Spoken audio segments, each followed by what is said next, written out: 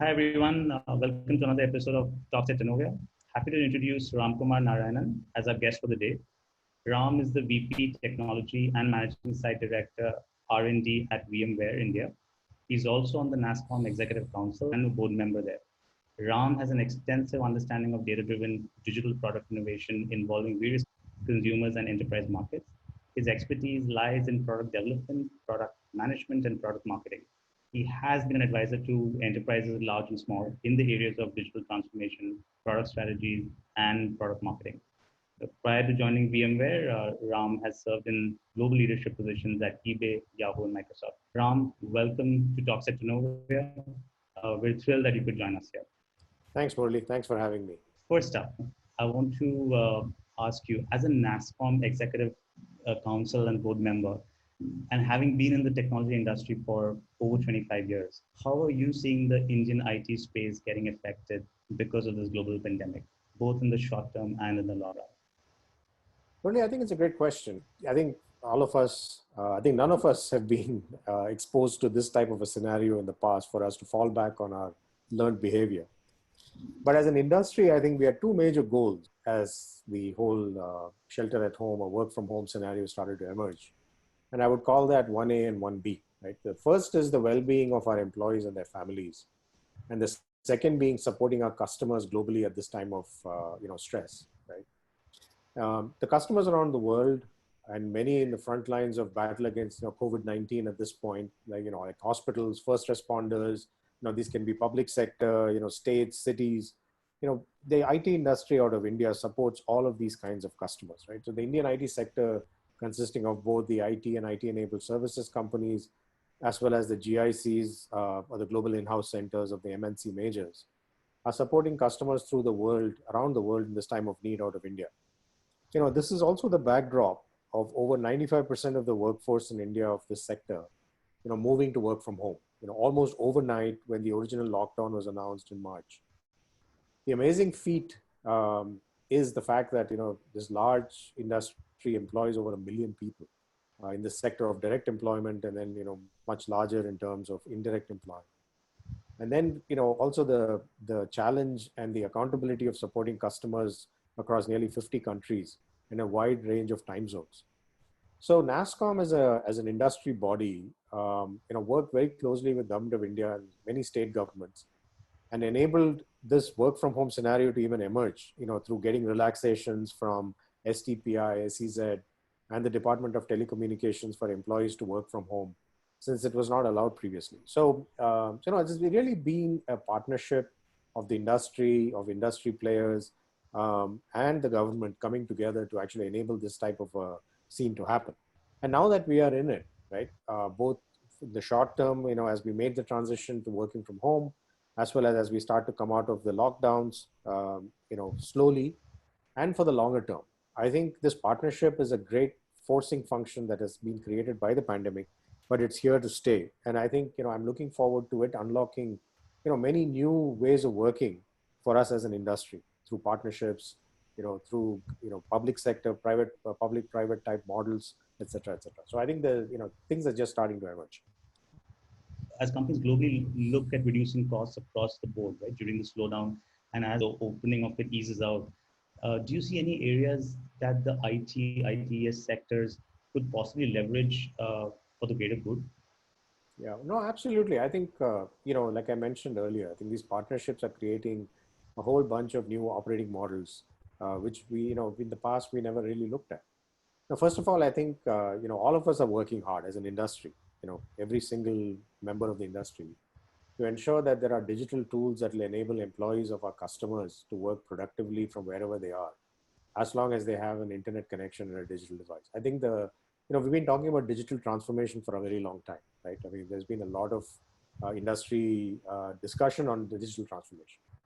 I think we're truly seeing that coming to pass. The pandemic is creating a sense of urgency for companies to truly become digital, and those who are digital, well along their way in terms of digital productivity, are starting to continue to operate the way they've been able to operate in the past. And those who are laggards are now suddenly realizing that this is, they have not spent the time and effort to truly make a transition in the digital front. Now, even from a VMware perspective, the company I work for, our product called Workspace ONE, which has been used extensively for many use cases. Horizon is our remote desktop product. We've been able to provision new employee onboarding while they're working from home, when they're just joining the company and they're working from home. We are able to ship them a self-provisioning laptop, but essentially it's pre-configured in the factory, drop shipped to the employee. They plug it in, if they have an internet connection, they're up and running. Or if they don't have we're not able to get them a laptop for various reasons. And if they have a personal digital device, whether it be a smartphone or a tablet or a PC, their personal PC, we're able to enable them to get going, with all the applications they need to get going with their new job. So I think these are the kinds of tools that will keep companies continuing to provide options for their customers, right? It's the customer to customer, either through products and services that, helping maintain or their continuing business or supporting their customers, and or restart new economies and restart the economies around the world. I think that's going to be another big challenge is as countries, cities, etc., come out of the lockdown, not just in India, but around the world, how to restart those economies slowly but surely. And I think digital will play a huge role in that. And then in addition that the IT and IT enabled services industries have been contributing to societal needs as well, through their CSR programs. This is a time when, the IT industry has come together with one voice. And it is quite humbling to see that the silos melt away, the parochial, discussions that used to happen as an industry, start to melt away to reveal a deeper sense of wanting to contribute to the bigger cost, to the societal cost, whether it be an environment or the society at large. Now, for us as a company at VMware, we've been encouraging our employees to contribute to larger society goods for a very long time. In fact, it's built into, our company, vision. Is the community is a big part of that, and to that end, we've been contributing, for example, computing cycles, the folding at home projects, which is looking to address at scale, using digital tools to discover new solutions to various kinds of diseases. We have increased our matching for our employee giving contribution programs to their favorite NGOs, and then looking at how many of our employees have also been contributing to various other needs. For example, private protective equipment for healthcare workers around the globe. We've had some great examples of where our employees have taken the initiative of actually, working through their local makerspace, for example, for creating face shields. We have various examples like that, or they've collected, funding to start to, donate private protective equipment to healthcare workers in different parts of the world. And then last but not least, I think this Earth Day, which becomes even more poignant given the pandemic that is going on, we encouraged our employees to share a green story with our internal, social networking platform. And for each story that we are, that people share, we are committed to planting a tree in their, as a token of the appreciation. So I think the time is exactly right for these kinds of larger societal good type discussions to happen and execution to happen, not just as individual companies or individual, industry bodies, but us as a larger society. Yeah, yeah. And you touched a bit upon this just now. VMware in India has the largest presence outside of the US in India. Right. And you have teams spread across 5 cities. As the managing site director of VMware in India, how do you keep your teams engaged? Absolutely. I think, like I said again, right, none of us have been through these kind of situations in the past. I mean, it is, and we are, I guess, learning as we go along as to what's working, what's not working, right? I mean, while we, as a company, we've been comfortable with employees working partially from home periodically, but globally, when everybody goes to a work from home scenario, it completely changes the dynamics of what we are dealing with. And there's no precedence for an entire company to work from home worldwide. So how we process this, and it's going to be very different from any other crisis that we have dealt with in the past. And we are aware that this affects all of us, not just the employees, but their families. Everybody is dealing with multiple realities at the same time. So the way we're thinking about this, for our employees, and we're looking at it in 3 levels, right? One is infrastructure. And when I say infrastructure, I'm talking about both digital infrastructure to make sure that our tools and everything that we use as a company are up and running, whether it's our own or whether it is third party that we depend on, video conferencing, those kinds of things. we ensure that, we are provisioning. Our IT has done a fantastic job of helping all of us get online and operating. The second piece on infrastructure is our physical infrastructure. Our offices, as the lockdown starts to, wane down, and people start to come back to work, the new normal, as we keep talking about, is not what it used to be, right? We have to ensure that there are both government regulations around social distancing norms that needs to be adhered to for employee safety and workplace safety. But at the same time, we have to ensure that we have a good understanding of what's working during that process. So, as we open the aperture slowly on employees coming to work, and by the way, we are not enforcing anything, right? If the employees feel comfortable coming back to work, to the office, then we will support that. But we are not asking anybody to, hurry back and that they have to work from office to do this. We also have put in place a crisis management team, which has been in place even before the crisis, before this pandemic came about.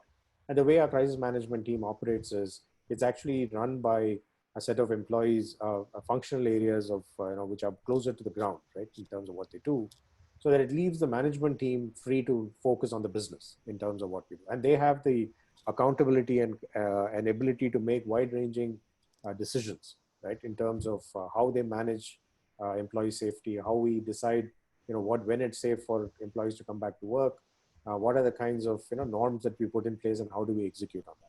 So we're doing all of that, right? So the number one goal there is ensuring a safe environment as people slowly come back to work. The second thing that we look at is physical well-being of the employee.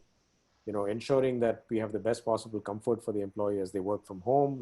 We've learned that, as all of us have, that, you can't sit in front of your computer all day long, right? We are, in the past, at least you would get up, go get a cup of coffee, or, you walk around, talk to your other colleagues at work. All of that goes away. Now you're clicking away from one meeting to the next, from morning till evening. And that's raising a whole bunch of new issues in terms of physical well-being.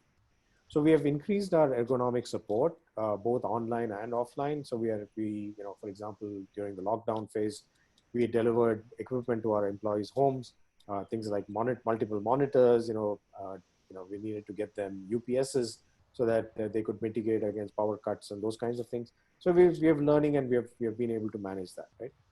And then also helping employees set up their home office, like I mentioned, giving them tips and tricks. We've done online ergonomic support, things like periodic breaks so that they can get up, stretch.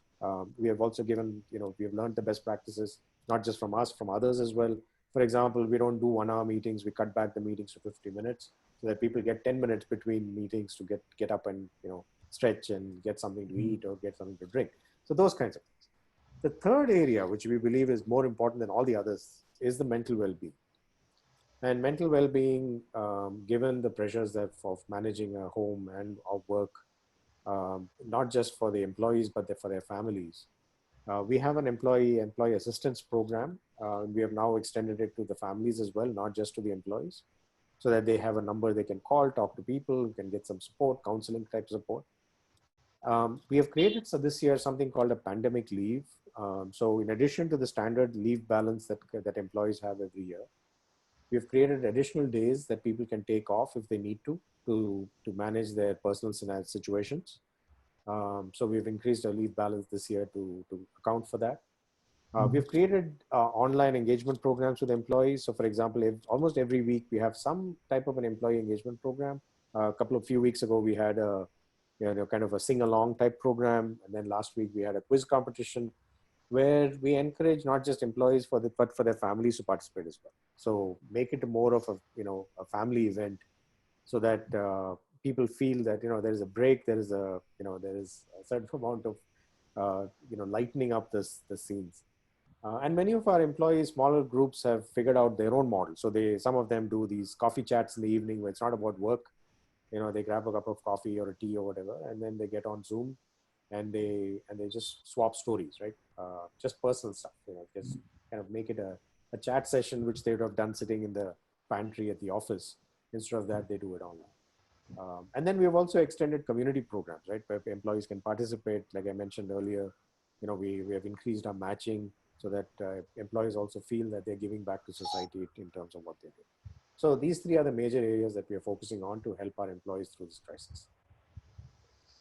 Sounds like a lovely place to work. Thank you. Yeah, I think we are also, like I said, we're experimenting our way through it, what works, what doesn't work. But some of these things are very well received, like especially the, like I mentioned, these employee engagement programs where they really love the fact that family, why spouses, kids, everybody joins, parents, sing along, like Antakshari type sing along. You had the R&D effort at VMware India. Yeah. And there are thousands of companies whose business lines are disrupted because of this COVID-19 situation. At a time of crisis like this, how do you define the role of R&D? Doesn't the importance of R&D get highlighted in a situation which is dynamically shifting constantly? See, I think, in all of our industries, and Murli, it's probably true for you as well, the lifeblood of, R&D is innovation, right? Which could be incremental, based on our existing products and solutions, incrementally kind of adding on to it, or something that's completely greenfield that emerges as a major need during shifting customer scenarios, right? I mean, we are in that today, right? Like I mentioned, all of us are figuring out our way through this, kind of feeling our way through it to a large extent in the darkness, and that creates new opportunities and customer scenarios which we wouldn't have thought of otherwise, right? I mean, so I think the way I think about it is there is a difference between innovation during peace and war, and maybe it's my analogy, but then what I mean by that is the difference between a peace and war scenario is that in a war scenario, we're in a very disrupted scenario. Things that we knew as we expected, from yesterday to today to tomorrow are no longer there, right? Every day, every hour is a new experience. So a few things get highlighted in that, right? One, the time to market due to rapidly changing needs becomes extremely important. Two, cost consciousness starts to kick in, right? For various reasons. It's no longer, in peace times, companies that are doing well have a lot of money at hand, right? And they don't quite think twice about spending money to do innovation. But in a war scenario, that's not the case. Cost consciousness becomes really important. But none of this can be traded off against the quality at scale. For example, one of the biggest needs today, and I'll draw an analogy which is not from my industry, but from the healthcare industry, right? One of the biggest needs today is the low-cost ventilators. No country was ready for what was, the pandemic threw at them, right? The healthcare system was overwhelmed. There weren't enough ICUs, there weren't enough ventilators available to hospitals. And there's been a number of open source movements that have suddenly come up with regard to ICU grade ventilators being created from commonly available parts, right? And these have moved ventilator costs, from 30,000, many of these ventilators cost upwards of $30,000 or above. And these open source models have suddenly created a BOM cost of $300. Now, whether it's the components or the thought process, they always existed. I don't think it's something suddenly people discovered just because the need came up. The fact that nobody thought it necessary was because they didn't think there was an opportunity. And this says, the pandemic has created an urgency to think out of the box and innovate rapidly for this to make this happen, for creating quality ventilators at scale. Whether it is creating brand new ventilators, there's been a lot of examples. I mean, you can look it up. MIT had an open source project. There's $300 BOM cost, right? It's going to completely upend the ventilator market because, why would I buy a $30,000 ventilator when I can create these, open source models, get them constructed in various factories, and and these are ICU quality, right? I mean, because they have to keep people alive, and so you can't trade off quality either. So this is an example of a wartime innovation, right? Where you're able to take off the shelf parts, create ventilators, make them available at scale, and at a quality and a cost point which is extremely different than what the standard healthcare companies were building. So and also there are other innovations like these, right? They're using a single ventilator to support multiple patients.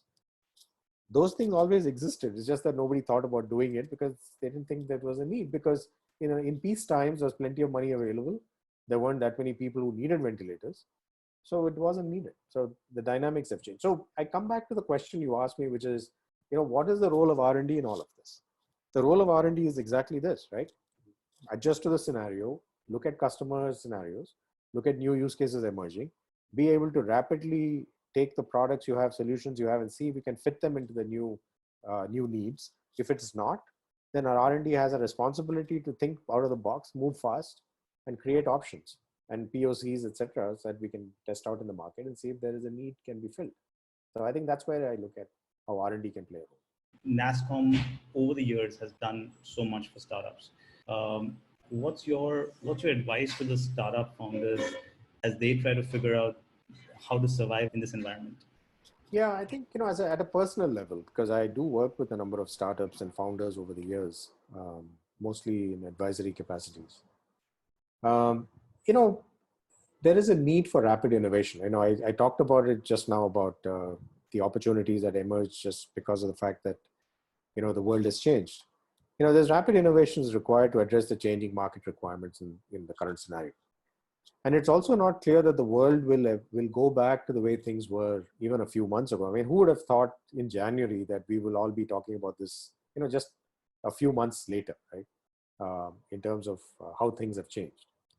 Now, this opens up a lot of new opportunities for startups to create not just new products, but also look at new business models for the post-COVID-19 emerging world, right?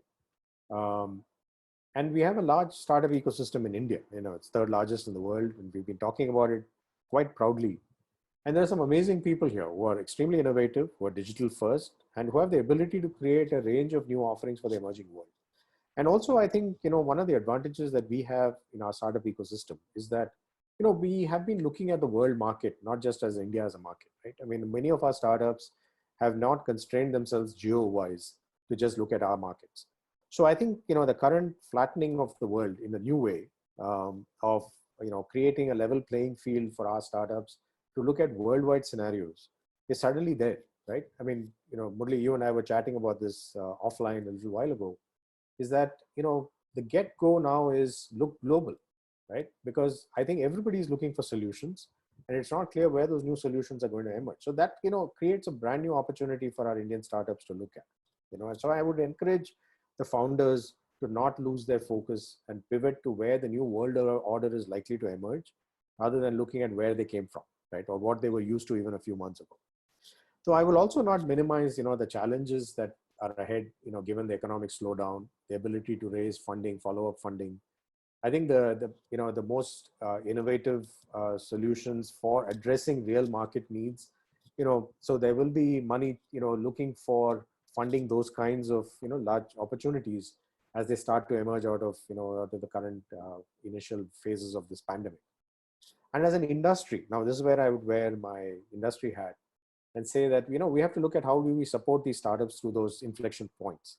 We're going through a major discontinuity. And I think our responsibility as a larger industry is to support these smaller companies and the startups, and through programs, right? Like NASSCOM Deep Tech Club, the NASSCOM COE, and the 10,000 startup programs that NASSCOM has. And not just NASSCOM, right? I mean, I look at it in the broader sense. You have incubators, accelerators of various sorts, whether it's in academia, whether it is in industry, whether it is specialized accelerator programs that are out there. And I think all of us together collectively have a responsibility to help these companies through this, through these challenges. Absolutely. And I'll try and link up to some of these forums that you've spoken of as well, so that our listeners can actually, or viewers can actually check those out as well. Ram, now as e-commerce takes a lead in the retail space, as we come out of this lockdown, and you touched about digital transformation being accelerated around this time, right? And I know you've been close to e-com as well. So what's your take on e-com in India over the next few months and the year? Yeah, you're right. I mean, I've had some experience with e-com, as you know. And in my opinion, I think e-commerce is here to stay. But not in the way that it has in other parts of the world. And why do I say that, right? Because I believe that, we have to find a way to effectively link up online and offline, and make them work together in a meaningful way. And then make our smaller retailers successful in order to have a vibrant retail ecosystem. I think, the winner it takes all scenario for e-commerce that has played out in other parts of the world is probably not a winning proposition for India. And, given that we have over 60 million MSMEs, many of whom are smaller retailers, I think during the lockdown, this became even more, very stark, right? And we are really grateful to our small Kirana stores in our neighborhoods who kept us stocked with essentials when large retailers and pure online merchants, struggled with inventory management and delivery challenges, right? I mean, they just didn't have enough people to go get things. And I think this is, in my opinion, is also the strength of India. I think, and we have to find an effective way to link our online and offline presence in a way in which e-commerce can both scale and be effective, as well as our smaller merchants who are offline predominantly can also find a new avenue and a new channel to actually scale up their businesses. And how we make this work, I know there are some great examples of startups who have been doing this, but I think we as a larger commerce industry and retailers and others who support the retail industry, we have to materially think this through and say, what is the future scenario going to look like for for e-commerce to stay, and we have to support smaller retailers and make them successful. What is the best online offline model? Is it a true marketplace model that will re-exert itself to a large extent? How will supply chains work? What's the best way to make this happen? And for us to larger good of Indian economy, and how do we actually make it prosper? Points that we all resonate with in the industry right now. But thank you so much again for your time and your insight. You're welcome. Thank you again for having me.